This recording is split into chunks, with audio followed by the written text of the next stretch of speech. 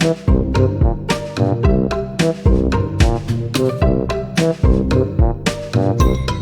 పల్లెలో చిట్టి అనే తెలివైన ధైర్యవంతమైన పిల్ల ఉండేది.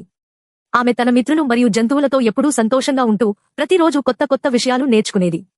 ఆ పల్లెలోని ప్రతి కుటుంబం పశుపాలనతో వ్యవహరిస్తుండేది మరియు అవి సమృద్ధిగా ఉన్న ఆవులు, ఎలుగుబంట్లు, బట్ట బంకులు, కోళ్లతో నిండి ఉండేవి. కాని చిట్టికి అత్యంత ఇష్టమైనది ఆవులు.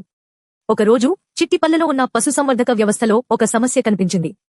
ఆ పల్లెకి చెందిన అన్ని ఆవులు సారవంతమైన పాలు ఇవ్వడం ఆపి అన్ని వైపులా అల్లకల్లా అవుతున్నాయి. పశుపాలకులు చాలా ఆందోళన చెందారు.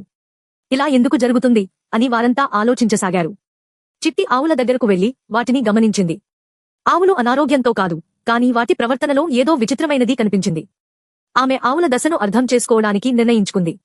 ఆమె ఏం చేయాలో తేల్చుకున్న తరువాత చిట్టి ఆవుల వద్ద బాగా గమనించి వాటి పాలు తగ్గిపోవడానికి కారణం ఏమిటో తెలుసుకునే ప్రయత్నం చేసింది.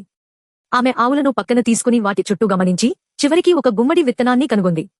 ఆ విత్తనం వలన ఆవుల అసహ్యకరమైన ప్రవర్తన జరిగినట్లు కనిపించింది. చిట్టి వెంటనే ఆ విత్తనాన్ని తొలగించి ఆవులకు సరిగ్గా తినిపించింది. అప్పుడు ఒక్కసారి ఆవుల పరిస్థితి మళ్లీ మెరుగైంది. అవి పాలు ఇవ్వడం ప్రారంభించాయి మరియు పశుపాలకులు ఆశ్చర్యపోయారు.